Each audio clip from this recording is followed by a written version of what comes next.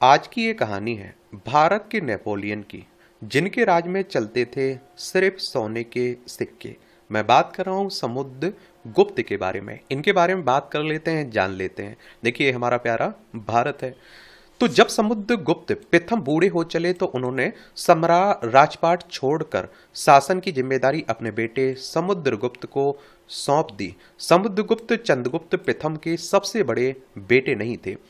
समुद्रगुप्त एक योग्य उत्तराधिकारी साबित हुए और अपनी निष्ठा, न्यायप्रियता और वीरता से उन्होंने अपने पिता का दिल जीत लिया था। और समुद्रगुप्त के चंद्रगुप्त का उत्तराधिकारी बनने का जीवंत वर्णन इलाहाबाद के स्तंभ शिलालेख में मिलता है। चंद्रगुप्त प्रथम ने अपने बेटे समुद्रगुप्त को यह कहते हुए गले लगा लिया कि तुम एक महान आत्मा हो। जब चंद्रगुप्त ये शब्द कह रहे थे तो कोमल भावनाओं से उनके शरीर के सारे बाल खड़े हो गए थे।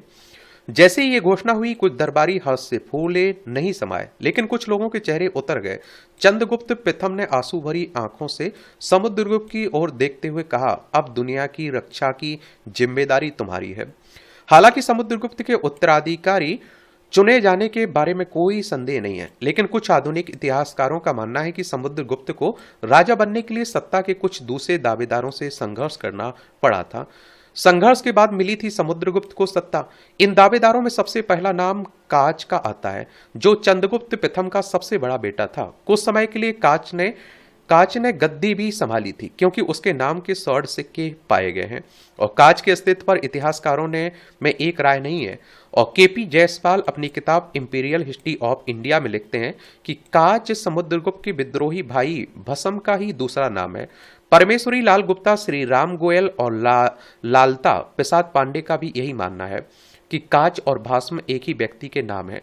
भास्म ने समुद्रगुप्त के विरुद्ध गुप्त वंश के सिंहासन को प्राप्त करने के लिए युद्ध किया था। कुछ हलकों में कहा जाता है कि समुद्रगुप्त किसी व्यक्ति का नाम नहीं बल्कि एक उपाधि है। राजा मुकुंद मुखर्जी अपनी किताब द गुप्ता एम्पायर में लिखते हैं कि इस उपाधि का अर्थ ये है कि समुद्र उसकी रक्षा करता है, जिसका साम्राज्य समुद्र के तट तक फैला हुआ है। मथुरा में चंद्रगुप्त द्वितीय के शिलालेख में दर्ज भी है कि समुद्रगुप्त की प्रसिद्धि 4 समुद्रों तक फैली हुई थी। कवि के साथ पराक्रमी भी। ऐसा माना जाता है कि समुद्रगुप्त का जन्म सन 318 में हुआ था और 5 वर्ष की आयु के बाद उन्हें लिपि और गणित की प्रारंभिक शिक्षा दी गई थी। प्रारंभिक शिक्षा के बाद उन्हें शासन और नीति की शिक्षा दी गई। इलाहाबाद के शिलालेख से पता चलता है कि समुद्रगुप्त कई शास्त्रों का ज्ञाता थे। काव्य कला में वह खास तौर पर दक्ष थे, इसलिए उसे कविराज की उपाधि दी गई थी। और उनके दरबार में हरिसेन और वासुबंधु जैसे विख्यात साहित्यिक हस्तियां मौजूद थीं। इस वजह से समुद्रगुप्त को साहित्य का बड़ा संरक्षक माना जाता है। कई सिक्कों पर उन्हें बीड़ा बजाते हुए दिखाया गया। वह अपने पराक्रम के लिए भी विख्यात था। इलाहाबाद के शिलालेख में लिखा है कि समुद्रगुप्त का शरीर परशु यानी फरसे, सर यानी बाण, शंकु यानी भाला और शक्ति यानी कि वर्ची, असी यानी तलवार, तोमर यानी कि गदा जैसे अस्त्रों के सैकड़ों घावों से सौभाग्यवान और अति सुंदर हो गया था। और समुद्रगुप्त को असाधारण क्षमताओं वाला व्यक्ति माना जाता है, और जिसमें एक साथ योद्धा, शासक, कवि, संगीतज्ञ और परोपकारी के गुण थे। समुद्रगुप्त के मन में शुरू से ही भारत को एक राजनीतिक सूत्र में बांधने और उसे अपने अधिकार में लाने की जबरदस्त महत्वाकांक्षा थी, और जिसके लिए उन्होंने जीवन भर प्रयास भी किया। उत्तर और दक्षिण के राजाओं की प्रति अलग अलग नीति। उत्तर भारत के 9 राज्यों पर जीत दर्ज करने में समुद्रगुप्त ने दूरदृष्टि का सहारा लिया। उत्तरी भारत के 9 राजाओं के प्रति उनके तेवर कठोर थे। उन्होंने अपनी सैन्य श्रेष्ठता के बल पर उनके राज्यों को अपने राज्य में मिलाया, लेकिन दक्षिण में उन्होंने जीते गए 12 राज्यों को अपने राज्य में मिलाने का कोई प्रयास नहीं किया। साथ रोंगला संगटम अपनी किताब समुद्रगुप्त मिलिट्री जीनियस में लिखते हैं कि इसके पीछे शायद एक कारण रहा हो कि इन राज्यों पर पाटलिपुत्र से नियंत्रण करना इतना आसान नहीं था, क्योंकि उस समय संचार और यातायात के साधन बहुत सीमित थे। और यही नहीं, उन्होंने दूर दराज के इलाके पंजाब, पूर्वी राजपूताना और मालवा को भी स्वायत्ता दे रखी थी। वह इन राज्यों को विदेशी शासकों जैसे शकों और कुषाणों के लिए बफर स्टेट के तौर पर इस्तेमाल करता था। समुद्रगुप्त के जमाने में पाटलिपुत्र ने एक बार फिर अपने पुराने वैभव को प्राप्त कर लिया था और अपने चरम पर समुद्रगुप्त का करीब करीब पूरी गंगा घाटी पर नियंत्रण था। पूर्वी बंगाल, असम और यहां तक कि नेपाल के शासक उसे नजराना भेजते थे। एल बासम अपनी किताब the wonder that was India में लिखते हैं, समुद्रगुप्त की ताकत असम से लेकर पंजाब की सीमा तक फैली हुई थी। उसका इरादा मौर्यों की तरह एकजुट साम्राज्य बनाने का था। इलाहाबाद के शिलालेखों में साफ दिखता है कि उन्होंने उत्तरी भारत के 9 राज्यों को अपने राज्य में मिलाया था, लेकिन राजस्थान की लड़ाकू जनजातियों और सीमावर्ती राज्यों ने उसके प्रति सिर्फ अपनी श्रद्धा जताई थी और अपनी आजादी बरकरार रखी थी। दक्षिण में आप देखिए, समुद्रगुप्त ने कांचीपुरम तक अपनी जीत दर्ज की थी, लेकिन नजराना अदा करने के बाद समुद्रगुप्त ने वहां के राजाओं को बहाल कर दिया था और उनका नाममात्र का शासक बना रहा था। समुद्रगुप्त और अशोक दो अलग अलग व्यक्तित्व। धर्म के प्रति उसकी सेवाओं के कारण इलाहाबाद के शिलालेख में उसके लिए धर्म प्राचीर बंधु शब्द का प्रयोग किया गया, लेकिन इस बात के प्रमाण मिलते हैं कि दूसरे धर्मों के प्रति उसके मन में सहिष्णुता की भावना थी। हालांकि समुद्रगुप्त भगवान विष्णु को मानता था, लेकिन श्रीलंका के राजा के अनुरोध पर उसका बोध गया में बौद्ध मठ की स्थापना की अनुमति देना बताता है कि समुद्रगुप्त दूसरे धर्मों का सम्मान करता था। समुद्रगुप्त के जमाने की आर्थिक संपन्नता का अंदाजा इस बात से लगाया जा सकता है कि उन्होंने अपने राज्य में सिर्फ सोने के सिक्के चलवाए और सिक्कों में चांदी का इस्तेमाल कभी नहीं किया। राधा कुमुद मुखर्जी लिखते हैं, समुद्रगुप्त ने 8 तरह के सिक्के ढलवाए। अपने सिक्कों के लिए सोना उसे अपनी विजय अभियानों के दौरान मिला। Doctor H.C. रॉय चौधरी ने समुद्रगुप्त और अशोक की दिलचस्प तुलना की है। रॉय चौधरी अपनी किताब political history of ancient India में लिखते हैं, वैचारिक रूप से अशोक और समुद्रगुप्त में जमीन आसमान का अंतर था। जहां अशोक शांति और अहिंसा का हिमायती था, समुद्रगुप्त युद्ध और आक्रामकता में विश्वास रखता था। अशोक जीत को तिरस्कार की दृष्टि से देखने लगा था, जबकि समुद्रगुप्त को जीत का एक तरह का जुनून था। समुद्रगुप्त अशोक की तुलना में अधिक बहुमुखी था। अशोक की महानता सिर्फ धर्म ग्रंथों तक सीमित थी, लेकिन समुद्रगुप्त कला और संस्कृति के हर पहलू में पारंगत था। जहां अशोक ने अपने लोगों के आध्यात्मिक उत्थान के लिए काम किया था, समुद्रगुप्त ने अपने लोगों के आर्थिक कल्याण के लिए काम किया था। समुद्रगुप्त का मानना था कि अगर लोग आर्थिक रूप से संपन्न नहीं है, आध्यात्मिक उत्थान का उनके लिए कोई मतलब नहीं रह जाता है।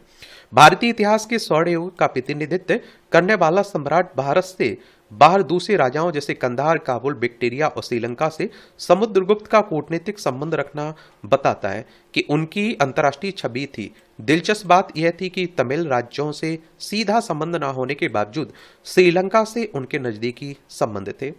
समुद्रगुप्त को उनके मानवीय गुणों के लिए भी याद किया जाता है। गरीबों के लिए उसके मन में हमेशा करुणा की भावना रही। भारतीय इतिहास के स्वर्ण युग का प्रतिनिधित्व करने का श्रेय समुद्रगुप्त को दिया जाता है।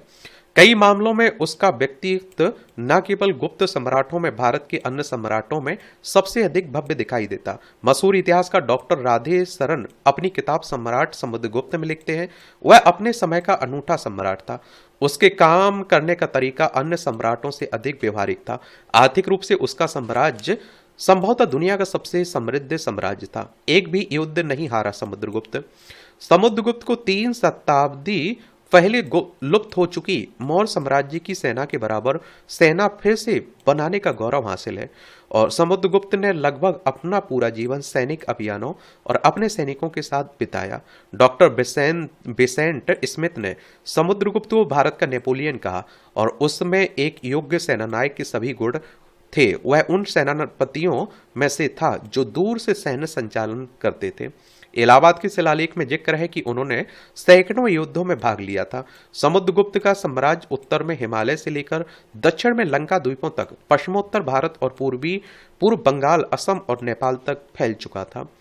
इलाहाबाद के शिलालेख में साफ कहा गया है कि भारत में उसका कोई प्रतिद्वंदी नहीं था। उन्होंने अपने साम्राज्य के भीतर के बहुत बड़े हिस्से को स्वायत्त ही रहने दिया। ये स्वायत्त इकाइयां अपने आंतरिक प्रशासन में स्वतंत्र होते हुए भी सादर सम्राट के प्रभुत्व को मानती थी। और इतिहासकार बालकृष्ण गोविंद गोखले अपनी किताब समुद्रगुप्त लाइफ एंड टाइम्स में लिखते हैं कि निसंदेह नेपोलियन एक युग विजेता था, लेकिन दोनों सम्राटों की समकालीन परिस्थितियों, विजय अभियानों और उद्देश्यों पर नजर दौड़ाने के बाद ऐसा लगता है कि कहीं समुद्रगुप्त नेपोलियन से बहुत आगे था। एक विजेता के रूप में वह मात्र सीमा विस्तारक ही नहीं था, बल्कि उन्होंने विजय के नैतिक मूल्यों पर पर्याप्त ध्यान दिया था। नेपोलियन की तरह समुद्रगुप्त को एक बार भी सैन्य हार का सामना नहीं करना पड़ा। वाकटकों के खिलाफ अभियान में उसे थोड़ी मशक्कत करनी पड़ी, लेकिन अंत में जीत उसी की हुई।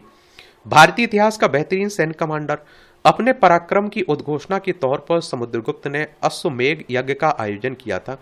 इलाहाबाद शिलालेख में, जो कि समुद्रगुप्त इतिहास का एक बड़ा स्रोत है, उसके अश्वमेध यज्ञ के बारे में मौन है, और इससे स्पष्ट है कि यह अश्वमेध यज्ञ इलाहाबाद शिलालेख के लिखे जाने के बाद कराया गया होगा। वीजी गोखले अपनी किताब समुद्रगुप्त लाइफ एंड टाइम्स में लिखते हैं, प्राचीन काल में अश्वमेध यज्ञ का अनुष्ठान सार्वभौमिक प्रभुता का सूचक माना जाता था। ऐसा लगता है कि समुद्रगुप्त ने अपनी अनेक विजयों के बाद अश्वमेध यज्ञ का विधिवत आयोजन किया था, और इस यज्ञ की स्मृति में उन्होंने कई सिक्के निकलवाए। इन सिक्कों के अग्र भाग में एक अश्व यज्ञ स्तंभ के सामने खड़ा दिखाया गया। अश्व आभूषणों से सुसज्जित है। अश्व की पीठ पर मोतियों की लड़ी साफ देखी जा सकती है।